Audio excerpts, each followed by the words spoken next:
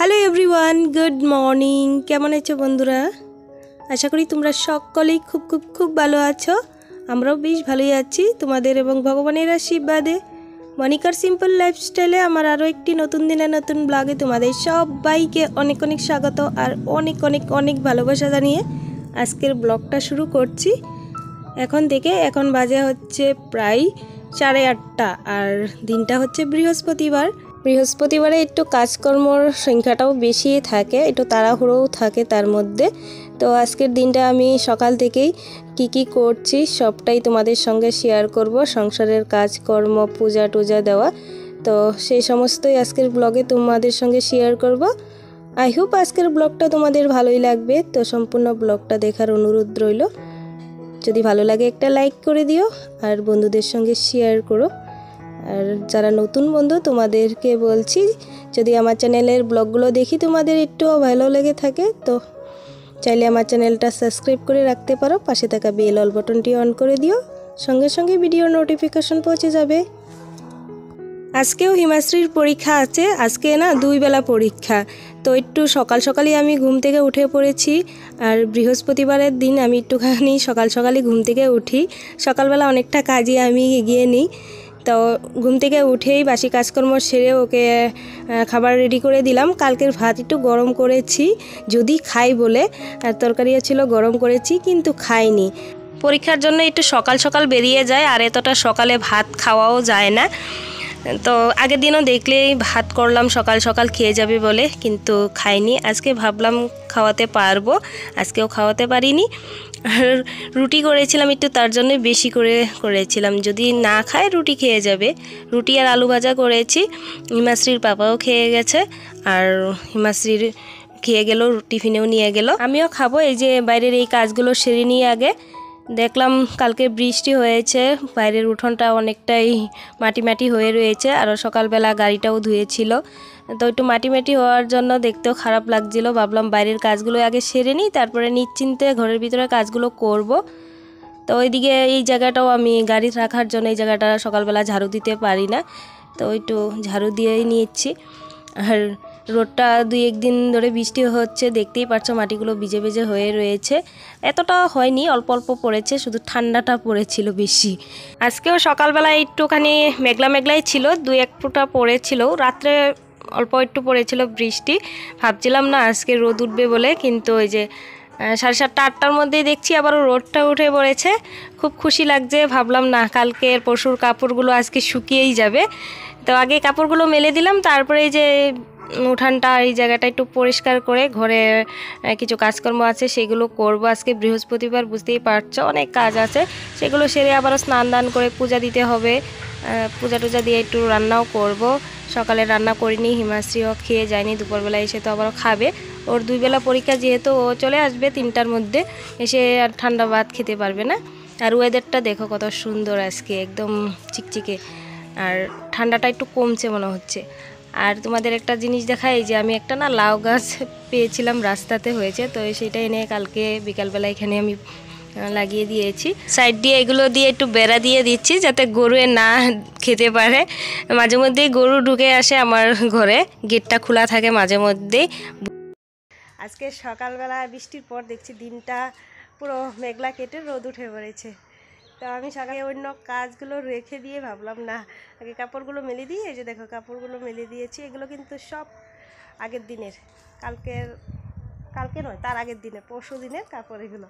এই যে হিমাশ্রীর এগুলো, আর এই নাইটিটা, আর এদিকে কয়েকটা, এগুলো কালকে ধুয়েছিলাম, এগুলো মেলে দিয়েছি। সঙ্গে আমি উঠোনটাও একটু পরিষ্কার করে নিয়েছি। সকালবেলা গাড়ি ধুয়েছিল, হিমাশ্রী পাপার গাড়িটা ধুয়েছে, তখন একটু নোংরা করেছে, ঠিকই ধুয়েছে, কিন্তু আমার ভালো লাগেনি, আবারও আমি ধুয়েছি জল দিয়ে, আর সেটটা পরিষ্কার করে নিয়েছি। তো চলো এখন অন্য কাজগুলো সারি, একটুখানি রোদ্রে বসবো আগে, এরপরে অন্য কাজগুলো ধরবো। এখনও বাসন টাসন পড়ে রয়েছে, সমস্ত কাজই পড়ে রয়েছে, সেগুলো করবো। একটুখানি রোদ্রে বসবো আগে, রোদটা বেশ ভালো লাগছে, কারণ 2 দিন বৃষ্টি হয়েছিল না, খুব ঠান্ডা ছিল। আর আজকে এই রোদটা দেখে শরীরে খুব মানে একটা এনার্জি ভাব লাগছে, কাজ করবোই। আর প্রায় বেজে গেছে 9টা।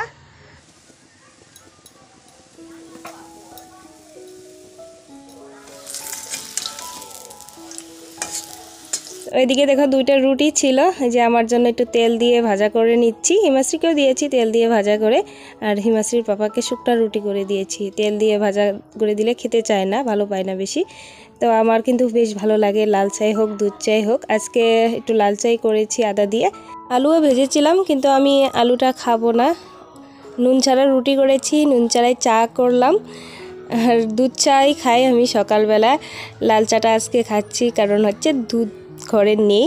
তো চলো আজকে লাল চা দিয়ে খেয়ে নিই, নুন ছাড়া কীরকম লাগবে বুঝতে পারছি না, তার জন্য তেল দিয়ে ভাজা করলাম রুটি 2টা। আর এতটা তাড়াহুড়ো করে চা খেতে না ভালো লাগে না, ওরা যাওয়ার পরে যে বাইরের কাজগুলো একটু সেরে নিলাম একসঙ্গে, তারপরে বসে একটু আরাম করে চা খেলাম। খেয়ে পানি একটু মুখে দিয়ে আবারও কাজকর্ম করতে শুরু করে দিয়েছি।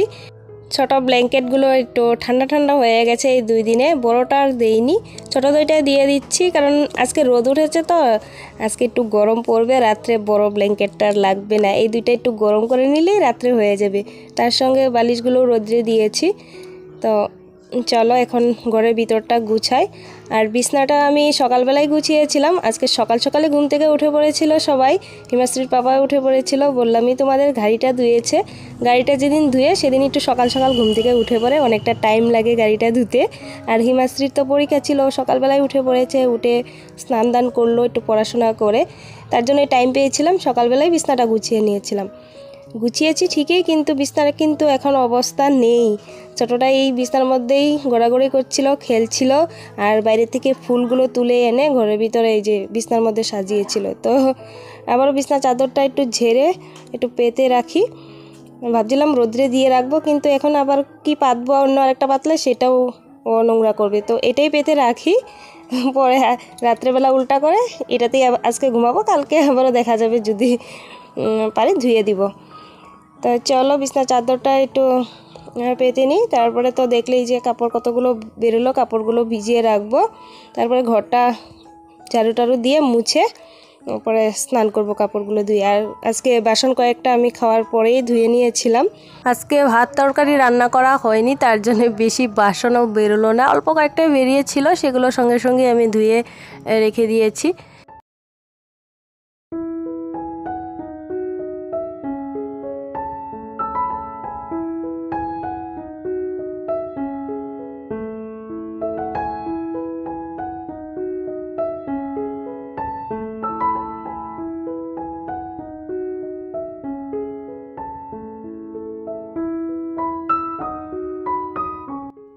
আজকে অল্প কয়েকটা বেশি কাপড় বেরিয়ে গেছে, 2 দিন বৃষ্টি ছিল, অনেক কয়েকটা কাপড়ে ঘরের ভিতরে জমা হয়ে গেছিল, বিছনার চাদরও একটা জমা হয়ে গেছিলো, আর বাচ্চারা আছে বুঝতেই পারছো, বৃষ্টির দিনে কাপড়গুলো একটু বেশি বার হয় মনে হয়।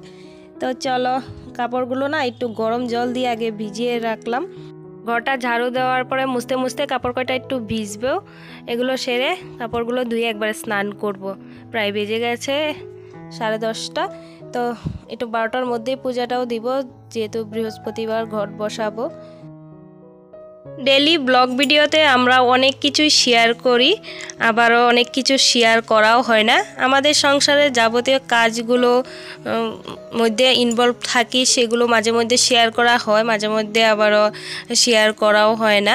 যেগুলো মেন বিষয় সেগুলোই দেখা যায় একটু একটু করে শ্যুট করি, আর যখন কাজের একটু তাড়াহুড়ো থাকে তখন মনে হয় না ক্যামেরা নিয়ে টানাটানি করব, তখন করিও না, কাজকর্ম সেরেই তারপরে যখন একটু টাইম পাই তখন আবারও ক্যামেরাটা অন করি, সেইভাবে কাজগুলো করি। আজকেও সেরকম তাড়াহুড়ো হয়েছিল, ঘরটা ঝাড়ু দেওয়ার পর আমি অনেক কিছু সেরেছি, ঘরটা মুছেছি, জিনিসপত্রগুলো পরিষ্কার করলাম মোছামুছি করে, তারপরে কাপড় কয়েকটা ধুয়ে একবারে স্নান সেরে এই যে পূজা দিতে চলে আসলাম। ফুলগুলো তুলে নিচ্ছি আগে, পরে বাসন কয়েকটা ধুবো, ধুয়ে পূজাটা দিয়ে নিব।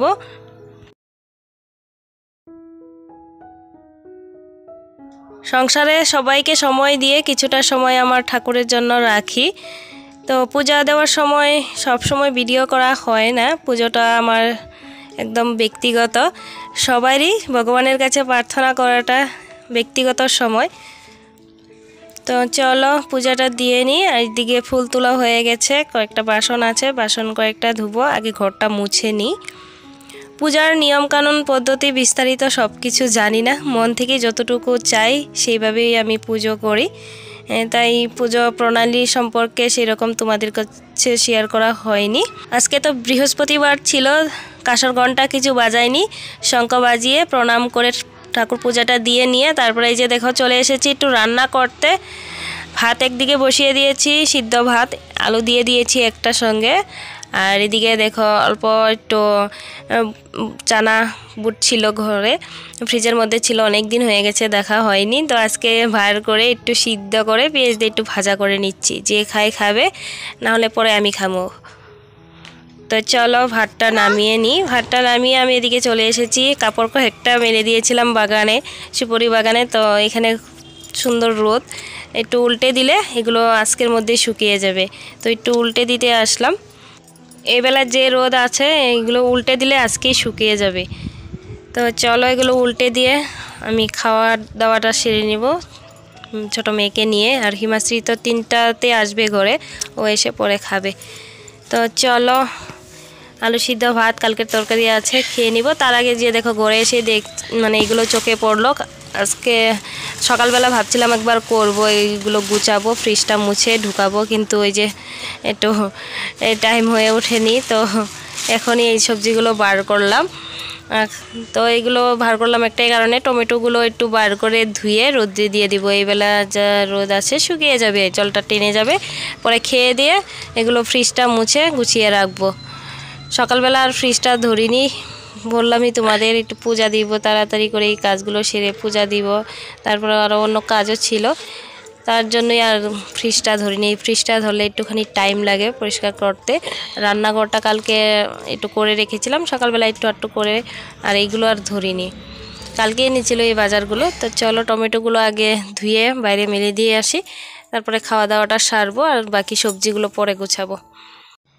এই পর্যন্ত যারা আমার ভিডিওটা দেখছো, তোমাদের যদি ভালো লাগে একটা প্লিজ লাইক করে দিও, আর কমেন্ট করে জানিও কেমন লাগলো। আর তোমরা কি ধরনের ভিডিও দেখতে চাও, ব্লগ দেখতে চাও, অবশ্যই কমেন্ট করে জানিও। আর টমেটোগুলো দেখো খুব সুন্দর লাল লাল একদম।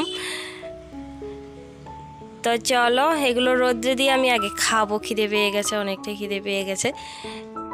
আর এই সবজিগুলো ছড়িয়ে ছিটিয়ে রয়েছে, একটু গুছিয়ে রাখি। তো চলো ব্লগটা আজকের মতো এখানেই শেষ করি। দেখা হবে আরও একটা নতুন দিনে নতুন ব্লগে তোমাদের সঙ্গে। ততক্ষণ তোমরা ভালো থেকো, সুস্থ থাকো, সাবধানে থাকো, অল টাইম হ্যাপি থাকো।